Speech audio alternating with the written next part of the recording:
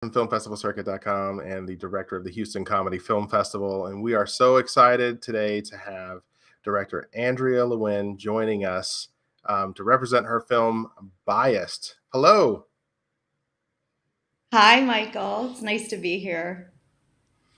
Well, it's good to see you. And you're coming off of a huge win at Austin Comedy Film Festival for the Best Comedy Film Award. And now here you are in consideration with an award finalist, award nomination for Best Ensemble Cast. So exciting. We're so excited. Yeah, Austin was unbelievable. It was great, and we had such a fun time there. Yeah, and we're looking forward to the Austin Comedy Film Festival too. You know, the groups is so funny that the difference between, we also obviously operate multiple film festivals.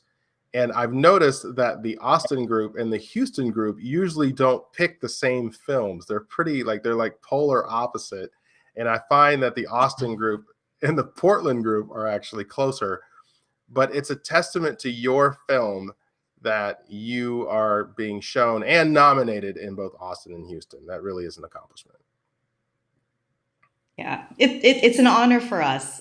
This was a little, comedic gem that we shot, and we didn't know where it was going to go. So we're really proud of it. Yeah. Can you put in your own words the synopsis so I don't ruin your story? Yeah, sure. Bias centers around an apartment manager who schedules two couples who are potential tenants at the same time. And so he's also covering up what happened in this apartment prior. And chaos ensues, and it's just, I think, just hilarious bits of the interview process that one has to go through when they are looking to rent an apartment. So, what's your motivation for writing this specific story? Yeah, so I actually managed a 48 unit building probably about 10 years ago. And so my day to day was a bit crazy. I've seen everything, I've heard everything. And the interview process to me always felt a little mind boggling and interesting because I was asking all these personal questions to people who I have never met. I had an owner who was relying on my judge of character, and yeah, it was a little daunting, but he trusted me and saw that I could do it, so I did it, and it was quite an experience. And so, being a writer, it never left me, and I always thought, this would be a great idea for a short film. And so, when I wrote it, my current apartment manager is also an actor, and so I just heard his voice as just like writing. I just heard his voice outside my window, and I was like, we're gonna connect this right now.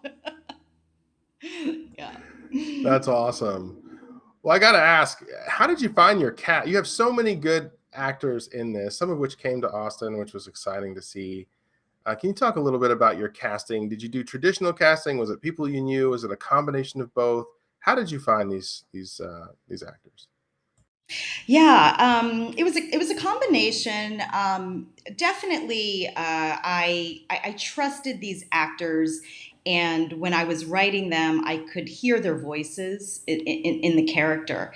And so, most of the actors I pretty much grew up with in acting class for many years, or I would see them in shows. I heard about them. So just I wanted to just have really great talent, and also some of the actors I wanted them to have a chance to play a character that maybe they normally wouldn't play, but I could see them playing. or I had seen them playing. And so these are definitely relationships that have been built over the years. But you know, I am an avid theater goer, and so definitely, you know, I read the playbills, and when I see people who I like, I jot down their names, I look them up, and so yeah, that's how it came together. Yeah. Sorry, I muted myself. That's a note to actors out there: is you never know who is watching. So that's good to know, and Yeah, especially yeah. Yeah, a note that I had gotten from my mentors and acting teachers was never stop.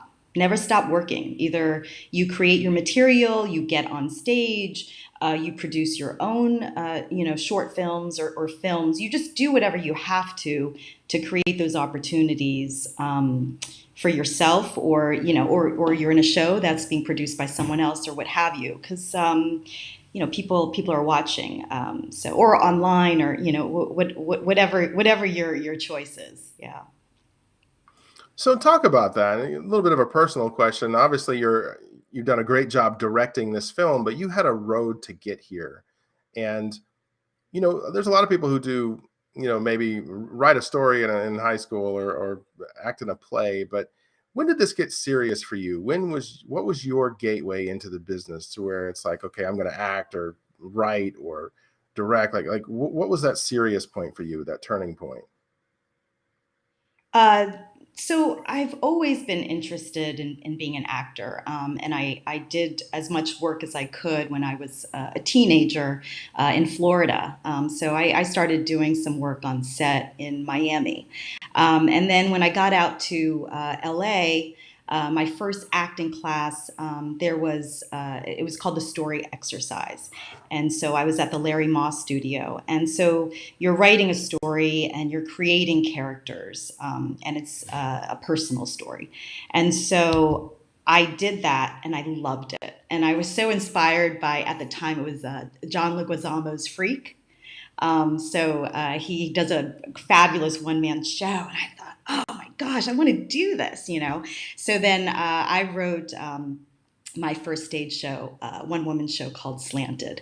I did that, and then I didn't want the story to die, so I adapted it into a pilot. I adapted it into a web series, and I just asked all my friends to help me, and that's how it got started. And actually, my DP, Sandra Valda Hansen, who worked on Biased, was the DP on the Slanted web series. So that was a relationship that was developed many years ago when I was just Mm. starting out. All right. Yeah, Well, and yeah, that's where it all started, huh? yeah, that's how I got. That's where it all started. Yeah, and then so I was acting and writing, and then and producing, and then this was my first stab at directing. First one. There's no way. This is so good. Yeah, yeah, first one.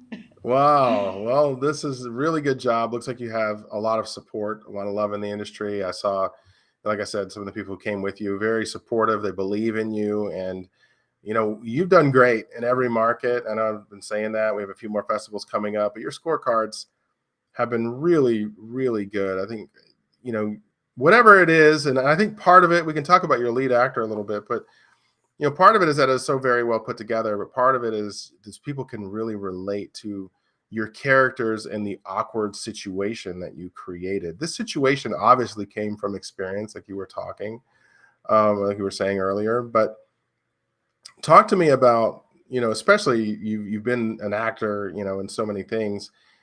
Talk to me about, your lead actor and how he kind of just ran with this role.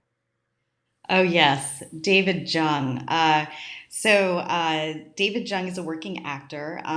His recent project is a film that he shot in Vancouver for Disney, which will be with Margaret Cho is in it, and I've just always been very fond of him. A funny trivia. That I will reveal is he is the first air guitar champion, and And there was a documentary that was mostly about him called Air Guitar Nation that actually premiered at South by Southwest.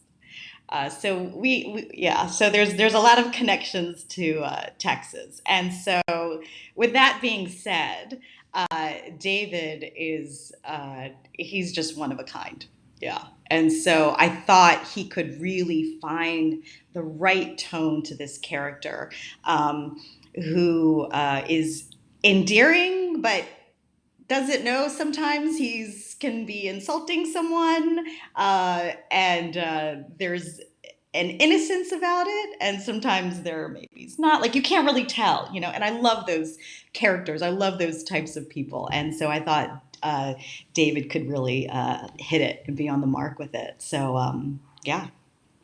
And he's got a documentary coming out, right?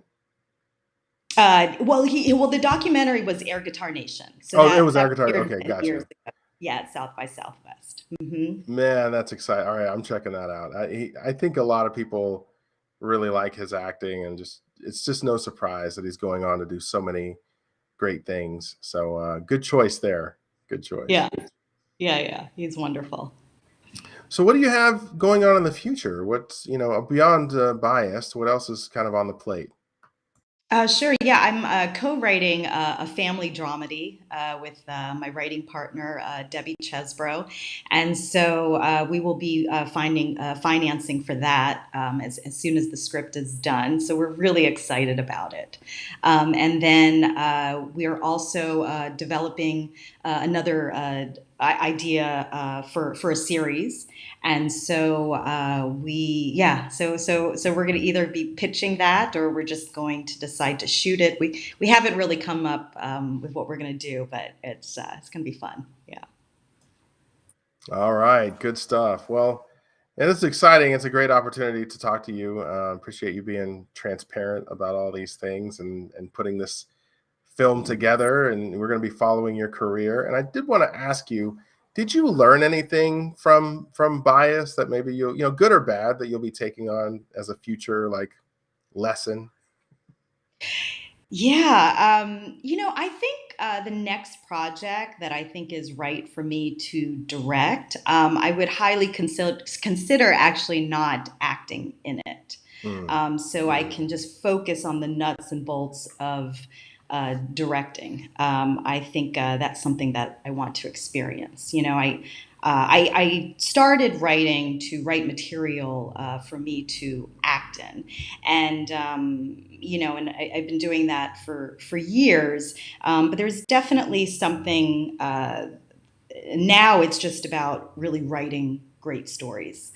And so, whether there's a place for me to act in, great. If not, then I would just focus on the writing and producing and possibly directing. So, there's definitely that shift. But I think for me, it's a really healthy shift because it's mm. really letting go and deciding